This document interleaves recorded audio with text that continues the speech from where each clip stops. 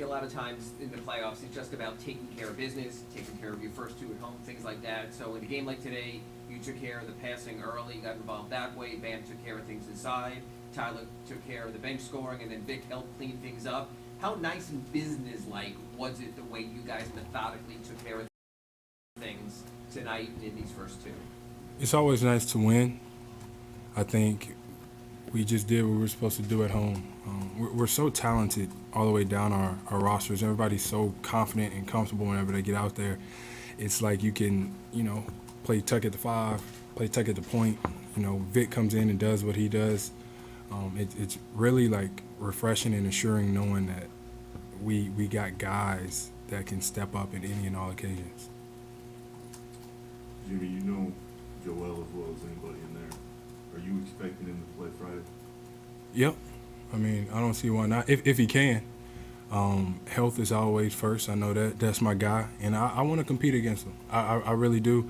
I think they're a completely different team whenever he's out there on the floor, both offensively and defensively. So, we're looking forward to that. Obviously, everything changes if he's on the floor. What changes the most for you guys looking ahead to him being back? Just how much attention that he's going to draw from everybody on the floor, whether he's on the perimeter, at the elbow, on the block. And then what he does defensively for those guys is pretty incredible too. I'm not a statistics guy or analytics, but I can tell you right now, whenever he's on the floor, they're a much better team. But like I said, I want him to get right because we want to play against who I call the MVP. Jimmy, speaking of that, did you come out to be a playmaker, or was that just presented to itself? Or is it a case with Kyle out, everyone's trying to do a little bit more of that collectively with your 5 assists in the first half and 12 in the game? Honestly, I think everybody just plays basketball the right way.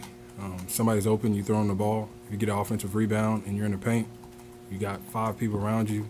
Somebody's open, find a way to throw them the ball. But Bam's always playing like that. Tuck's always playing like that. Gabe always playing like that. So it's really, really easy to do. We just have such an unselfish team, and sometimes that comes back to bite us. But tonight, it was great. Jerry, how would you assess how you guys have done defensively against James and just limiting his volume of shots? We've done a great job of keeping him off the line, first of all, and then just making every shot tough for him. He's a superstar. He's going to make tough shots, but you can't hang your head whenever he does. He's been putting the ball in the basket for a very, very long time now. And then they got Maxey, who's doing it at an incredible level right now, getting to the cup, making the 3, getting to the free throw line. So, we got to be better on that and see if we can get 2 come Philadelphia. Jimmy, you were calling for the NBA to announce Tyler's 6th man for a while. You finally got it yesterday. Just what was that moment like, Tyler finally getting his recognition for the year that he's had? Yeah, he deserves that, man. He's been a huge part of our success. He works so incredibly hard, just a good dude who cares about winning, plays basketball the right way.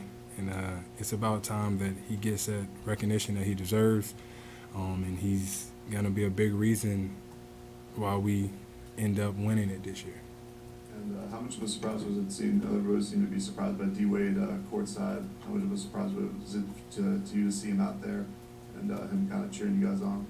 Not a surprise because I got a cell phone, so I get text messages from the guy himself saying, see you later on. So I wasn't surprised. Jimmy, you've talked about how unselfish this team is and how it's stayed together the whole year. I just want to ask you specifically about PJ Tucker because you talk about it a lot here. How valuable has he been to you in the leadership of this team? Look, Tuck does everything for us on the floor, and he never complains. He doesn't care about how many shots he gets. All he cares about is playing basketball the right way and getting stops on the other end. He's been like that his entire career. But he is a bucket, I can tell you that. Former, Big 12 Player of the Year. Like, he's a really good basketball player. And I don't know where we would be without him. Plus, he's paid a couple of my fines, so I want to keep him on my team.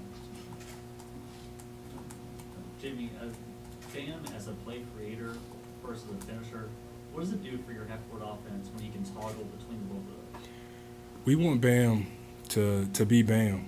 And I think Spo says it all the time, and it's funny to me because like you're kind of damned if you do, damned if you don't. If he's being a playmaker, people are saying you want him to score more. If he's scoring a lot, then you want to be a playmaker. And we just always tell Bam, just be you. You know, if you make the right play, you make the right play. If you go get a bucket, you go get a bucket. But I think it helps us because he can do so many things on both sides of the floor, and he's just a smart basketball player, and he always wants to play the right way. And like he's been doing it for so many years now, and he's also a big part of us winning. All right, Jimmy, thank you. All right now.